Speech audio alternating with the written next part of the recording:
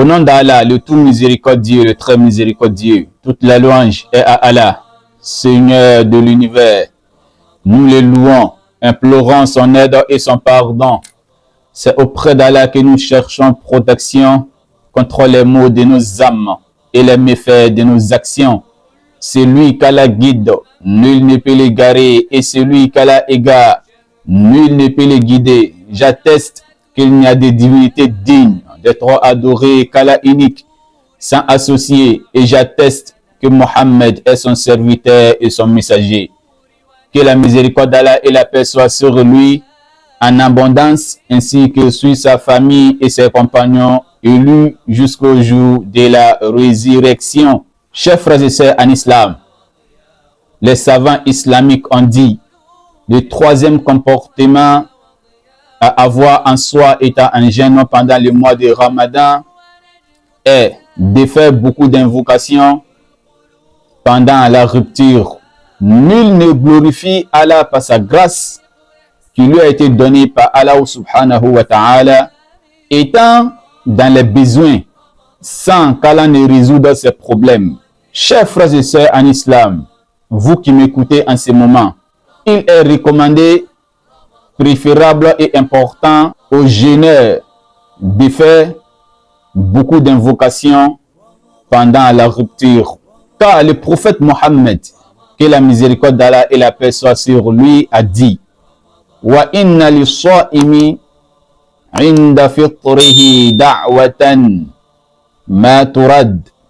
L'invocation dont le jeûneur fait pendant sa rupture n'est pas rejetée.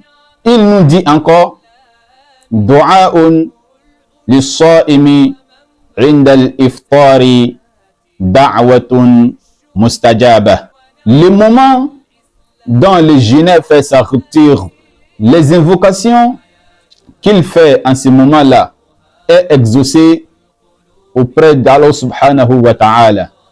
Et il nous dit encore dans un autre hadith: thalathatun la turaddu da'watuhum as-sa'imu hatta yuftir. Il y a trois types de personnes dont les invocations sont exaucées. Parmi ces trois types de personnes, il y a les jeûneurs. Les invocations qu'il va faire pendant le début du jeûne, qui est le sahur, jusqu'à le azan de 18 heures, sont exaucées.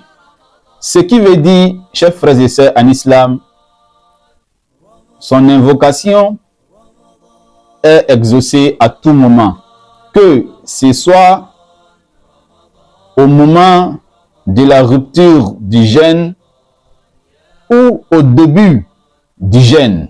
Et Allah le Très-Haut nous demande également de l'invoquer. Et il nous a promis d'exaucer nos invocations en disant: Ud'ouni astajib lakum.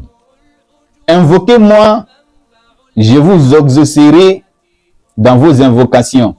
Et il dit encore: wa idha sa'alaka ibadi anni fa inni qarib ujibu da'wata ad-da'i idha da'an. Et quand mes serviteurs t'interrogent sur moi, dis-leur que je suis tout proche d'eux. Je réponds à l'appel de celui qui m'invoque quand il m'invoque. Mes chers frères et sœurs en islam, vous qui m'écoutez en ce moment, si nous observons ces deux versets coraniques attentivement, nous comprendrons le véritable sens de ces deux versets, que le fait d'être exaucé est lié d'abord à l'invocation d'Allah subhanahu wa ta'ala. Si tu n'invoques pas Allah subhanahu wa ta'ala, il ne t'exaucera pas ton désir. Mes chers frères et sœurs en islam, vous qui m'écoutez en ce moment, il est de notre devoir de fournir beaucoup d'efforts et de ne pas prendre à la légère cette parole importante et bénéfique et de faire beaucoup d'invocations pendant la rupture. Sachez que le prophète Mohammed, qu'Allah le bénit et lui accorde la paix, nous a donné des invocations à faire pendant la rupture qui sont ذهب الظمأ وابتلت العروق وثبت الأجر إن شاء الله. Répète après moi. ذهب الظمأ وابتلت العروق وثبت الأجر إن شاء الله. Ça, c'est la première invocation que le prophète Mohammed nous a donnée, qu'on doit la réciter pendant la rupture, qui signifie la soif est partie, les veines sont humides et la récompense est confirmée s'il plaît à Dieu. Et la deuxième invocation est Allahumma inni as'aluka برحمتك التي وسعت كل شيء أن تغفر لي. Dis après moi. Allahumma inni as'aluka برحمتك